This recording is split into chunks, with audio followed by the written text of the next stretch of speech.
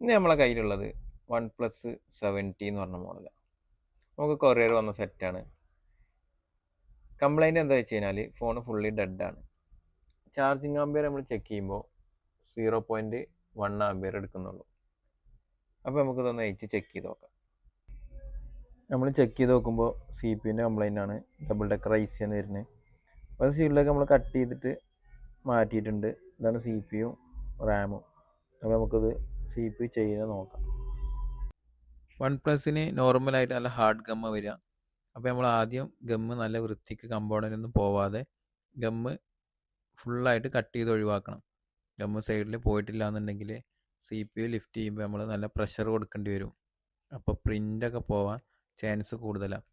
അപ്പോൾ നമ്മൾ full ഗമ്മും cut ചെയ്തെടുക്കുക. അതിന് ശേഷം ഒരു 350 ഹീറ്റിലിട്ടിട്ടാണ് ഞാൻ CPU റാം റിമൂവ് ആക്കുന്നത്. ആദ്യം റാം റിമൂവ് ചെയ്യുക, അതേ ടൈമിൽ തന്നെ CPU ലിഫ്റ്റ് ചെയ്യുക.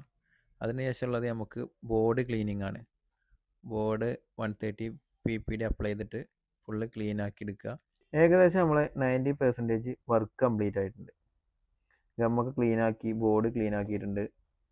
CPU ഫുള്ള് ഗമ്മൊക്കെ ക്ലീൻ ആക്കി റീബോൾ ചെയ്തെടുത്തിട്ടുണ്ട്, CPUം റാമും. ഇനിയുള്ളത് നമുക്കിത് റീഫിക്സ് ചെയ്യണം. ബോർഡിൽ ഇത് ഫിക്സ് ചെയ്യണം.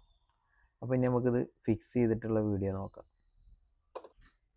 അങ്ങനെ OnePlus 70 CPU ഒക്കെ ചെയ്ത് നമ്മൾ CPU റീഫിക്സ് ചെയ്ത് ഫുള്ള് വർക്കും കംപ്ലീറ്റ് ആയിട്ടുണ്ട്.